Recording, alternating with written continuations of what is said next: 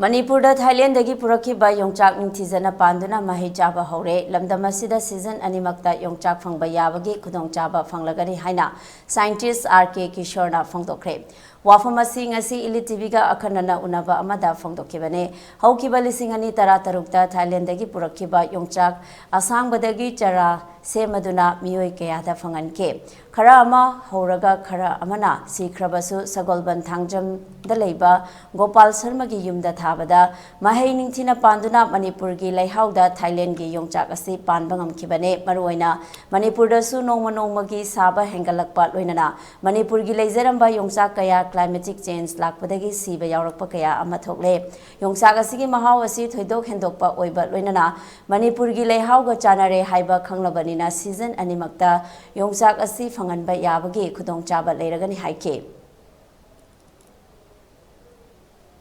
이제 아이나 숨칸저로버나 밤비 따라 안고나 뭐 타라가 마두기 퍼포먼스 연기 칼럼바 안두다 somehow 아코이기 라이브 퍼버더기 하이다레 밤비제 리싱 망아 더럽기 마탁도 부토뽕감메 아두나 아코이나 미 아테이더수 피톡버도 아코이기 아코이 पैसा खरे दिलौविको आदि मपानदे पोरपोनी labour नुंग के यावबनिना ट्रॉपिकल कंट्री दगी पोर अगसु आकोइगी मफम सिदा थाबदा पानबा ngami हाइबजे अदुना हजिक पाम्बीजे सही तरुक तरे संगना थारे पाले सिदगी अमुक संदोरपसी एक्लेमेटाइज तौग्रब पोटनिना लाइना हौबा थुना पानबसे ngam अनेबा अदुना योंगसाकसी करी हाइबा तारे अखोइगी थाईलैंड दा लेरिबा जे मोइना सुपीरियर टाइप ओइना लौनैको आंगांगसिंगदसु अखोइगी करी हाइबा तारे पॉपकॉर्न दौना चुजाक पोकपदौनी योंगसाकसी पोकथोअगा स्कूल चटपा आंगांगसिंगसे पी हाइ करीगिनोदा मोइसे न्यूट्रिएंट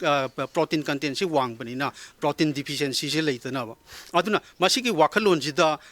तौरगा थाजगिबनी अदो ngasiदी मांगफाउना बयदु ओइ अदुना मसिना अनोबा चैप्टर अमा आइदि मसि हाजिक अखोइगी मथंगी तौदोइसे मणिपुरदा कमाइना संदोरकदगे आइदि अदुगा मसिदैसिदा लैनातिना कमाइना लाक्प्रा लाक्तब्रा आइदि सिगुम्बो ऑब्जर्वेशन जो अखंगाइगी मयामगी कइनोदा आइदि मोइना मिनेंगम संगागा येंगबा माइगी परफॉर्मेंस से येंगबम चंग लोकल की हौरिबा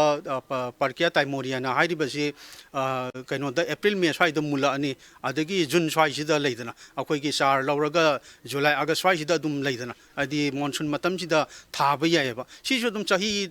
तरुक तरे की मयादी दुम चंगे मपुंग मरी फारकपा पालकपा मतमदाबा अदु सेम थिंग सिजु अदुगा सिगिसिना मागी जर्मिनेशन की मतमजे आदि नवंबर अक्टोबर नवंबर स्वाइसिदा ओइबा सिगी स्पेसियो साजना अदुगा मागी फ्लावरिंग पानबा आदि मा लई सातपा होरकपसिने अप्रैल स्वाइदगी हौरक सिगी खेनबसिने सि आहानबा सीजन नि नेक्स्ट सीजन द टेक्थंगै पालदी चारदु लेदना अखोइना थाईलैंड दगी माही लौरगा थागिबगी अदुदगी हेन पुथोरकपा ngमगदी आदि ममनजु होंगना पीबा ngमनी आदि योंगचाक अमदा लुपा 50 द चामा द लेदना आदि चारम द पीरकपा यानी अदुरगदी फार्मर मयाम जे अंगकपा फंगना लेदना मसी थाजगी सोइ हाइरकने मसीने अखोइना टारगेट से नेक्स्ट 10-20 इयर्स द लेदना